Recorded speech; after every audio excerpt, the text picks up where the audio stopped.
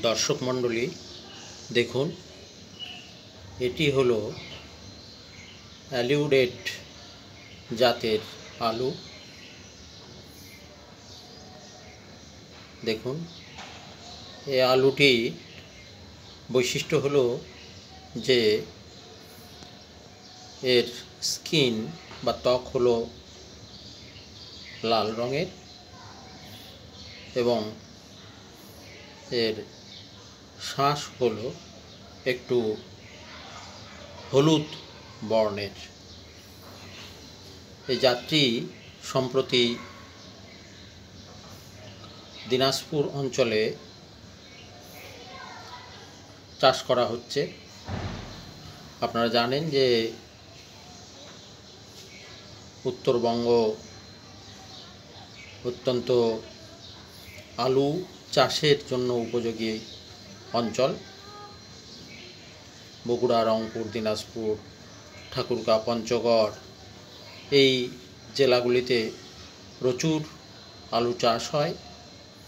তো এই নতুন জাতের আলুটি দিনাজপুর এবং ঠাকুরগাঁও অঞ্চলে এখন চাষ করা হচ্ছে। এই জাতটি আগাম জাত হিসেবে চাষিরা চাষ করছেন। মাত্র 70 থেকে 75 দিনেই এই আলুটি হারভেস্ট করা যায় বা সংগ্রহ করা যায়। নভেম্বর মাসের প্রথম সপ্তাহ থেকেই এই জাতটি চাষ করা যায়। আর এর বিশেষ বৈশিষ্ট্য হলো যে এই আলুটি খেতে অত্যন্ত সুস্বাদু। মোটামুটি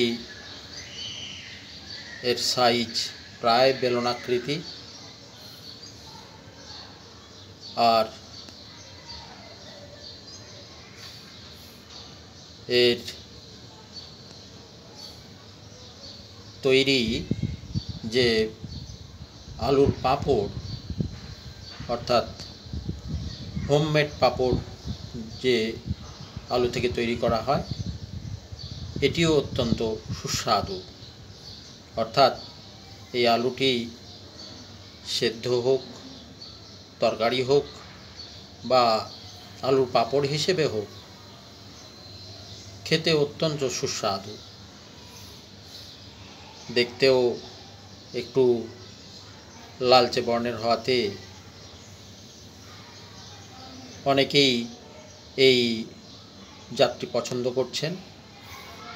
আর মূলত এই আলুটি যেহেতু দেখতে সুন্দর, সাইজও মোটামুটি পছন্দসই এবং আগাম জাত হিসেবে অল্প দিনে সংগ্রহ করা যায়, তাই বাজারে এই ধরনের আলুর বেশ চাহিদা রয়েছে।